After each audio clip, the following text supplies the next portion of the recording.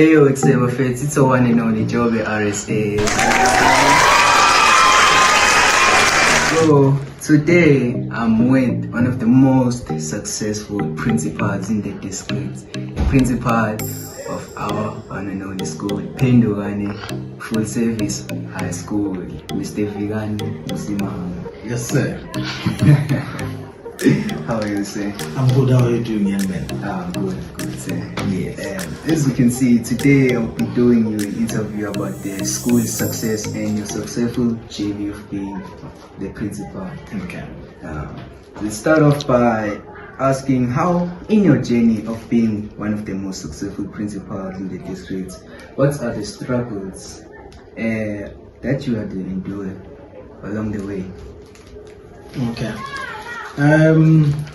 Thank you so much, Jobe, for the opportunity. I think every journey you have used the word that I'm one of the successful. I don't want to believe that, but if you view it that way, I'm humbled and honored. But if you use the word successful, it's very simple. Any journey to success is full of hurdles, and those hurdles or challenges they have to happen because they are the ones that are preparing you for what is to come. I'll be very brutally honest with you to say I've had challenges. I've had a number of challenges throughout the journey of becoming the principal that I am today, and I'm proud. I wear those challenges. I embrace the challenges that I've faced in the journey because I believe that they prepared me for who I am today. Just to mention a few, the issue of age is always an issue because in some instances when people realize how young or old you are, they have a certain perception about how you handle things. So you would in some instances have a little bit of a rejection due to the fact that you might be younger than what they anticipate or older than the aspired or the envisaged kind of a principal. So age is always an issue, and at times you'll have challenges along the way. We in the teaching fraternity there are unions. There'll always be challenges that will be coming from certain groupings in the society that might want to challenge what you do. Yeah, mainly it's been the issue of age. It's been the issue of the political space that we operate within the sector, because you have certain people grouping to try and discredit what you do, but it's part of the challenges I have mentioned. Yeah.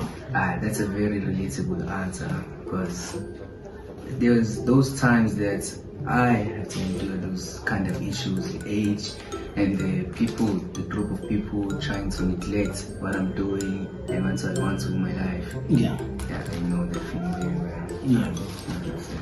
Yeah. Moving on, Phendukani is known for its success and it's excellent in the number of bachelor class every year. How do you feel to see your school succeed every year?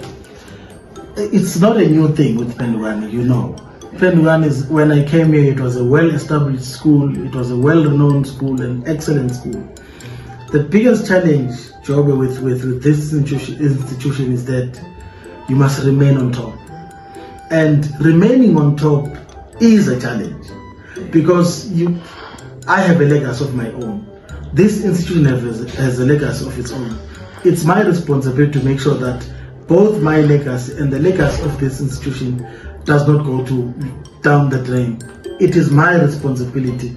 It's one of the most prestigious responsibilities to ensure that this school remains a high-performing school in the district, a high-performing school in the province, if not in the country. So, always been a passion for me because I know the power that it has to change every child's life for the better. And I think I've been doing that with success.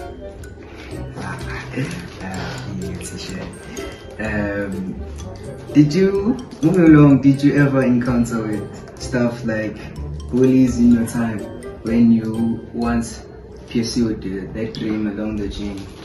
Bullies will always be there. Bullies will always be there, and you must understand the bullies are there for a reason, because bullies have a low self-esteem. Now for them to feed their self-esteem so that they can feel confident, so that they can feel that they are welcome, they must make somebody feel very inferior. So it's what they do. It's how we respond to a bully. How did I deal with bullies? Ignore them. And use whatever that they say, crack a joke out of it. So that if they see that it doesn't get to you, they'll stop doing it. But once a bully sees that whatever that they do to you, it's getting to you, they'll continue doing it. So that is why one of the strategies, we've said it yourself to Job, ignore them. Just focus on the bigger picture. Why am I here? If it does not interrupt what you are here for, ignore it. If it doesn't kill you, it makes you stronger. That's the motto. Did you when you, as we all know, you once went to China? What was it like representing Phendukani there, or what was it like exploring there in China? It's one of my highlights, Joby, for a number of years that I've lived. I think it was the best moment of my life, because I've always wanted to compare South Africa with other countries that are in the same category, because China is one of the developing countries, it's said to be one of the developing countries. But the experience that I got when I was there made me realize that, you know what, there are certain things that we must do in a certain way so that we can reach where China is right now. Just to mention a few, there are safety and security. You can literally leave your car with the keys inside. Do whatever that you want, you still find your car there. Can you do that in South Africa? No way. It's a risk. It's a high risk. So it's one of the things that I've learned from there. And the quality of education, how they do things compared to how we do things here. I think I'm glad that our country has opened up for that kind of relationship, for us to learn from our peers how they do things, so that we can at least copy how they do certain things, so that we can also be at their level in terms of technology, in terms of the level of education and the standard thereof. It's important that at least we go out and see how other people are doing things, so that we can also improve our own country. Yeah. That's a very good thing. Yeah. How do you normally, as we all know, every school has troublemakers. Yeah. How do you normally deal with those kind of issues? How does it affect you in your career? Job, it's simple. If there's no discipline at any institution, no teaching and learning will ever take place. So it's one of the ongoing issues that we must deal with as principals of schools, to ensure that at least at every institution there's high level of discipline. If learners are disciplined, you have created a safe space for every learner to express themselves.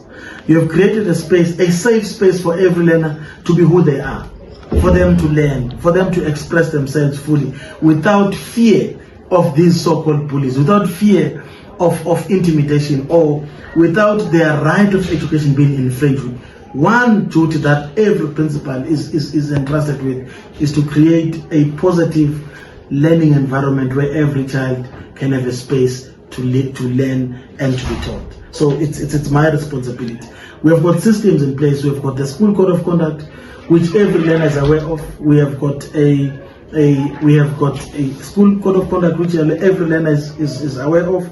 Every parent, every stakeholder, every teacher, and that assists us in ensuring that the school has got the high level of discipline. That's I think how we deal with the learners that we call them delinquents, that are always on the verge of breaking the law. If you break the law will break you. That's how I do things. Very simple. Yeah. What do you like most in your career, in being a principal? What do you like most about being a principal? There's nothing to be liked, Joe. I think seeing every child succeed makes me sleep at night. It makes me feel I've contributed meaningfully to families. Seeing talents like you, Joe, come out over and above what you are here for, teaching and learning. But seeing such talent and nurturing such talents makes me sleep at night. Seeing learners such as Palisa singing and giving them opportunities for them to expose their talent out there, because not every learner is going to succeed through books, but some learners are going to succeed through their talents that are God-given. So a school should be a place where such talents are realized. Before you leave your school journey, you must know where to go after that. So you have started at a very tender age. You have a very bright future. It makes me sleep at night to unearth such talents and give them opportunities. If there's a soccer star, give them an opportunity, let them play. If there's a singer, if there's any learner outside teaching and learning, what makes me sleep at night, what makes me proud as a principal, is that I have been able to unearth talents of kids outside the teaching and learning, outside the academics, if I just want to put it simply. That means a lot. That means a lot. As you all know, really, in schools, some learners are very good at books, and some learners have very talented skills that they want to explore. And when they want to explore it, you gotta first socialize with the school and express your talent through the school and see what they think. That moment there, you will know that this is truly your thing. This is truly your goal in life. That's really meaningful. Thank you. When you were born, and when did you go for schooling? Let's leave the when part, but I started my schooling at a very young age. In the early 90s. So that's when I started my schooling, and I completed my matric in 2004. That should give you an idea of when I was born, if you do your math correctly. How did it feel like to win? As you all know, in 2023, you won an award for NTN in the district. How did that feel? It was a proud moment. As you have correctly said it was a competition that started at the school level, second level, cluster level, went to provincial, district level, provincial level, and I won at national level against 8 other principals from 8 other provinces. So to win against giants that have been there, with schools that have got a reputable record, it was one of my proudest moments. If I were to take the China moment out, then winning the NTA is one of my proudest moments that I'm going to take to the grave.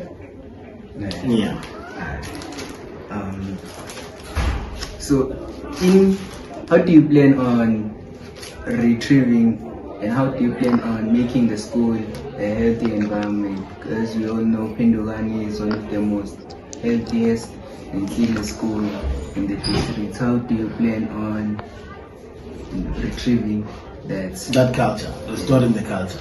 We have started already. We have launched our RCL members. There's a new portfolio that we've created of health and safety. In the health and safety, the person that is responsible for that will also be responsible for forming a committee of learners that are going to ensure that the school is a health promoting school.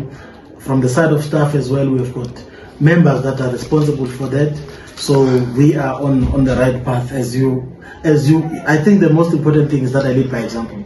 I don't just walk and leave a piece of paper on the floor. So if learners see that even the principal of the school is obsessed with ensuring that the school is clean and healthy, they follow suit.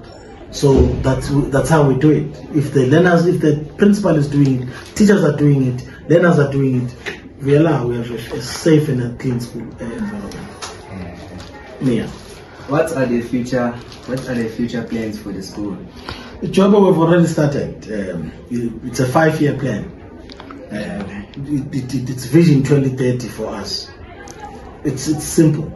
We have started by removing all the chalkboards. You can bear testimony that we are now using whiteboards. We're using projectors, which is part of the 4th Industrial Revolution.